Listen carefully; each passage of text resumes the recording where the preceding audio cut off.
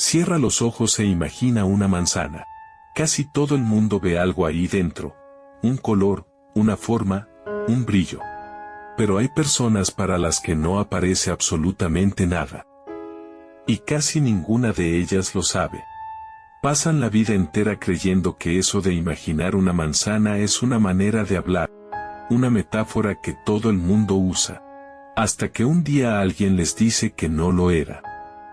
Hoy vas a ver cómo un hombre perdió algo que ningún aparato podía medir, porque todas las pruebas decían que estaba perfectamente sano, como se demostró al final que esa diferencia invisible existe de verdad.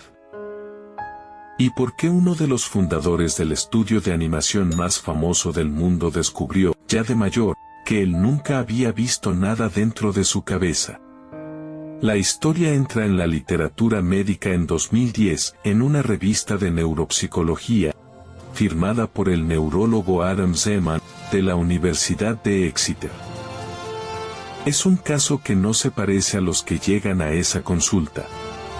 El paciente es un hombre jubilado que se había pasado la vida inspeccionando edificios. En los artículos científicos aparece solo con 2 letras, para proteger su identidad, MX. Toda su vida había tenido una costumbre. Para dormirse se ponía a repasar imágenes, las caras de su familia, los edificios que había visto ese día, los sitios donde había estado. Las veía con detalle. Entonces le programaron un procedimiento para desatascar las arterias del corazón. Una intervención de rutina, de las que se hacen todos los días. Salió bien. Pero durante ella, muy probablemente, sufrió un pequeño ictus. Aquella noche se metió en la cama e hizo lo de siempre. Cerró los ojos y buscó las caras. Y detrás de sus párpados no había nada. Oscuridad. Solo oscuridad. Lo describió con una precisión que dejó a Zeman incómodo. No eran imágenes borrosas, no eran imágenes débiles, no había ninguna imagen. Él sabía perfectamente cómo era la cara de su mujer. Podía describírtela entera, pero ya no podía verla.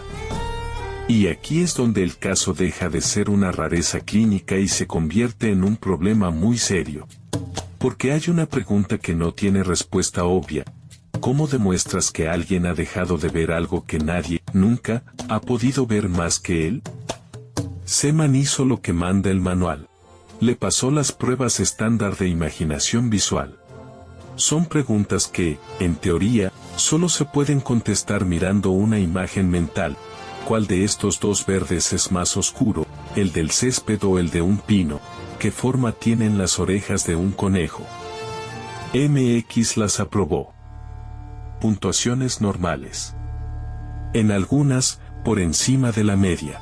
El instrumento que existía para detectar exactamente eso decía que no le pasaba nada. Y entonces le pasaron los cuestionarios que preguntan otra cosa. No qué sabe, sino que experimenta. ¿Cuánto ve? Ahí sacó la puntuación más baja posible. El mínimo del papel. El mismo cerebro dando 2 respuestas que se contradicen. El título del artículo lo dice sin rodeos. Pérdida de la experiencia de imaginar, con el rendimiento intacto. Traducido, la máquina seguía funcionando. Lo que se había apagado era la pantalla donde él la veía funcionar. Pero el detalle que más desconcertó a los propios investigadores no fue ese. Fue lo que pasaba cuando MX se dormía del todo. Porque MX seguía soñando en imágenes. Y de vez en cuando le venía a la cabeza un recuerdo visual de golpe, sin buscarlo, como le pasa a cualquiera. Las imágenes no se habían ido del edificio. Lo que había perdido era la llave. Podía recibir imágenes, pero ya no podía llamarlas. Y esa distinción, entre lo que te llega solo y lo que tú convocas, resultó ser mucho más importante de lo que nadie esperaba. Y aquí quiero que pares un momento y lo pruebes tú. Piensa en la puerta de tu casa. ¿La has visto, con su color y su picaporte? ¿O simplemente sabes cómo es? No es la misma cosa, y hasta hace muy poco nadie sabía que había gente en cada lado. El caso de MX podría haberse quedado donde se quedan casi todos, en una revista que leen unos cuantos especialistas. Lo que lo hizo estallar fue un artículo de divulgación. El periodista científico Carl Seymour contó el caso en una revista de gran público.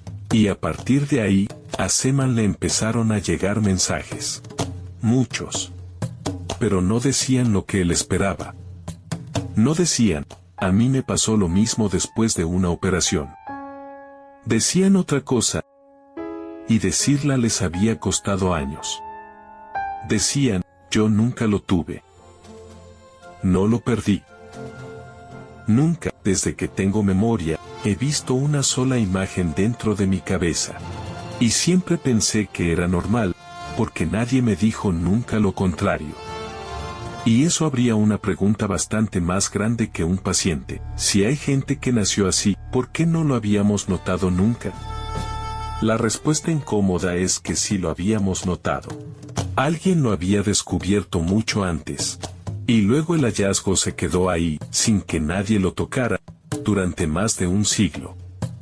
En 1880, el científico británico Francis Galton hizo un experimento que hoy parece casi doméstico. Repartió un cuestionario entre colegas y conocidos con una instrucción muy simple. Piensa en la mesa donde has desayunado esta mañana, decía. Y ahora descríbeme la imagen, ¿es brillante o apagada? ¿Está nítida o difuminada? ¿Tiene los colores de verdad o está descolorida? Galton esperaba pequeñas diferencias, un poco más nítido aquí, un poco menos allá. Lo que recibió fue un abanico que iba de un extremo al otro extremo. Unos describían su mesa como si la tuvieran delante, veían el reflejo en la cuchara. Y otros, varios de ellos hombres de ciencia, insistían en que aquello era una forma de hablar. Que nadie ve nada. Que la pregunta no tenía sentido. Y Galton dejó escrita la observación que lo resume todo. Aquellos hombres estaban tan seguros de su respuesta como los demás lo estaban de la contraria. Nadie mentía. Simplemente vivían en dos sitios distintos. Y después de eso, nada. Ese hallazgo no fue a ninguna parte durante más de un siglo. ¿Por qué? Porque hay un motivo muy concreto, y bastante bueno. Porque no hay manera de comprobarlo. La psicología del siglo XX se construyó justamente sobre la decisión de no fiarse de lo que la gente cuenta de su propia cabeza, solo conducta observable. Solo lo que se puede medir desde fuera. Y una experiencia que nadie más puede ver, medida preguntándole al que la tiene, es el peor dato imaginable. Puede que exagere. Puede que use las palabras de otra manera. Puede que ni siquiera se entienda a sí mismo. Así que en 2015, cuando Seman publicó junto a Sergio Della Sala y Michaela Dewar un trabajo con un grupo de personas que nunca habían tenido imágenes, hicieron una cosa que parece pequeña y no lo es. Le pusieron nombre. Lo llamaron a fantasía, del griego fantasía, la palabra que usaba Aristóteles para nombrar la capacidad de la mente de formar imágenes. Y a la de un montón de gente que ve demasiado, hiperfantasía. Y un nombre cambia las cosas de una forma que cuesta creer hasta que lo ves. Un nombre convierte una rareza privada en algo que se puede buscar. Algo que se puede reconocer. Empezó a llegar correo de todas partes.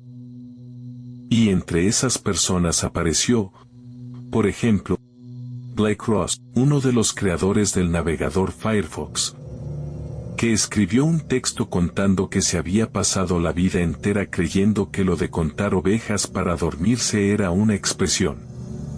Pero un nombre no es una prueba, y la objeción seguía ahí, de pie, y era seria. Puede que esa gente sí tenga imágenes y no se dé cuenta. Puede que tenga un listón distinto para decir que algo es vívido. Puede, sencillamente, que use las palabras de otra manera. Ponerle nombre a una cosa no demuestra que la cosa exista. Para zanjarlo hacía falta otra cosa.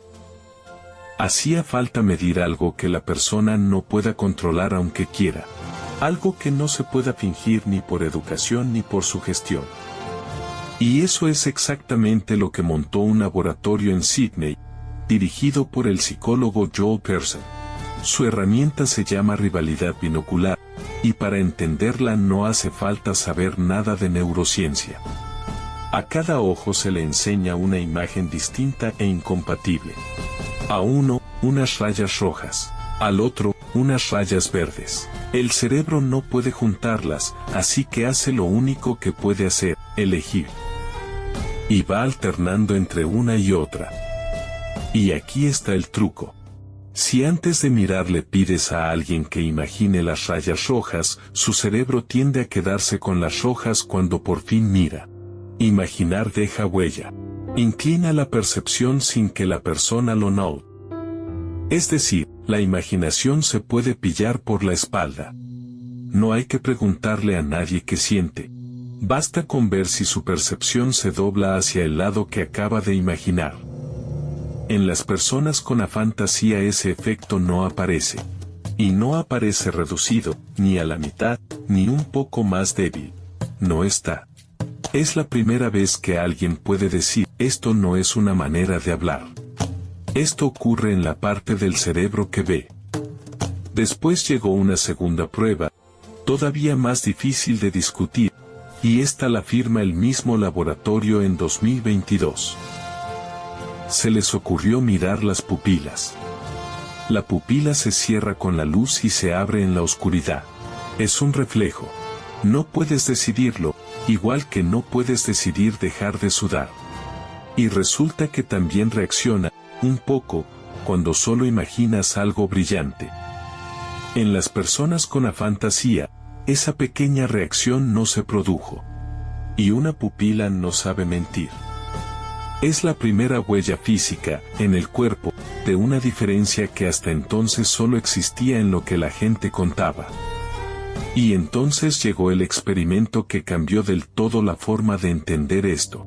Porque dejó de ir sobre imágenes y empezó a ir sobre algo mucho más íntimo, sobre el miedo.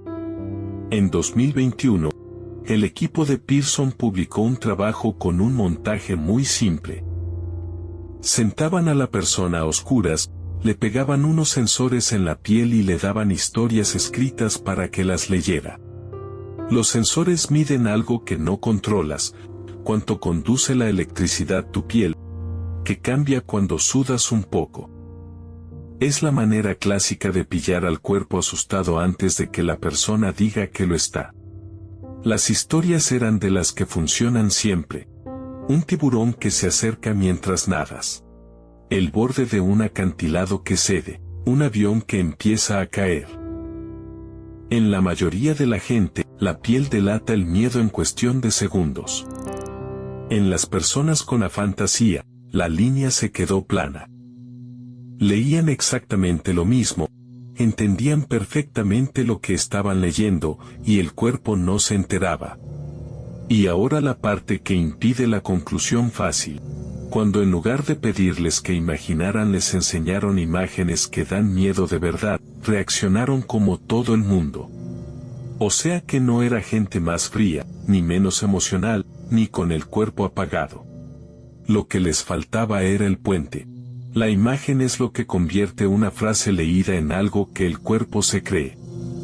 Lo que abre la pregunta obvia, ¿qué pierde alguien que vive sin ese puente? Y la respuesta no es la que uno esperaría, ni de lejos. Porque si ver imágenes en la cabeza fuera imprescindible para crearlas, lo que viene ahora no debería ser posible. Ed Catmull fue cofundador de Pixar, el estudio que hizo Toy Story, y después dirigió también la animación de Disney. Toda su carrera consiste, literalmente, en fabricar imágenes que no existen. Se enteró por casualidad, en un ejercicio de meditación en el que había que visualizar una esfera. Lo intentó. Volvió a intentarlo al día siguiente. Estuvo una semana entera intentándolo. Y no vio nunca nada. Así que hizo lo que haría cualquiera que dirige un estudio lleno de dibujantes, preguntó. Y descubrió que a varios de sus mejores animadores les pasaba exactamente lo mismo. Entre ellos, Glen Keane, el dibujante que diseñó a Ariel en La Sirenita y a la bestia de La Bella y la Bestia. Cuando se sentaba a inventar esos personajes, no tenía en la cabeza ninguna imagen de ellos. La imagen aparecía en el papel, no antes. Entonces, ¿qué es lo que se está midiendo, si no es la capacidad de imaginar? Porque estas personas imaginan, crean mundos enteros, lo que no hacen es verlos. El trabajo más amplio que existe hasta ahora encontró diferencias, pero en sitios muy concretos, en el recuerdo de la propia vida, en imaginar el futuro, en reconocer caras. No en la inteligencia. No en la memoria de laboratorio, donde no se ve ninguna diferencia. No es tener menos memoria, es tener memoria sin fotos. Recuerdas que estuviste en aquella playa, y con quién, y qué se dijo. Simplemente, no la ves. Y en el otro extremo está la hiperfantasía. Gente cuyas imágenes mentales son casi tan intensas como mirar de verdad. Los dos extremos llevan toda la vida sentados en la misma clase, usando las mismas palabras, sin saberlo. Y aquí está lo que sigue abierto, que es la parte que a mí más me inquieta, porque más de una década después de que existiera la palabra, la pregunta más interesante ya no es sobre ellos. Es sobre el resto. Sobre cuántas cosas damos por hecho que todo el mundo vive igual, solo porque todos usamos las mismas palabras para nombrarlas. ¿Cuántos Galton nos faltan? Y tiene consecuencias muy prácticas. Buena parte de la terapia contra las fobias y contra el estrés postraumático funciona pidiéndote que imagines la escena que temes, una y otra vez, hasta que deje de doler. ¿Y qué haces con alguien que no puede imaginar esa escena? ¿Y qué significa, al revés, que la persona que sufre pesadillas insoportables las vea con una nitidez que tú ni te imaginas? Eso se está investigando ahora mismo, no hay respuesta cerrada todavía. Lo que sí dice hoy Seemann, más de una década después de inventar la palabra, es que la fantasía no es una enfermedad. La mayoría de quienes la tienen viven perfectamente bien y solo se enteran por casualidad, muchas veces discutiendo con alguien en una sobremesa. Lo que cambió no fue el diagnóstico. Lo que cambió es que una diferencia que era completamente invisible, que no dejaba rastro en ninguna prueba y que ni siquiera tenía nombre, hoy se puede medir en una pupila. Y ahora te toca a ti. ¿Cuándo leíste al principio de este video eso de imaginar una manzana, qué pasó exactamente dentro de tu cabeza? ¿La viste con su color y su brillo? ¿La viste como una sombra apagada, o no apareció nada en absoluto? Déjamelo escrito en los comentarios, porque después de todo esto ya sabemos que las respuestas no van a ser todas iguales. Y si te ha gustado esta forma de contar la mente, con casos reales y con las pruebas encima de la mesa, suscríbete al canal. Aquí seguimos tirando de casos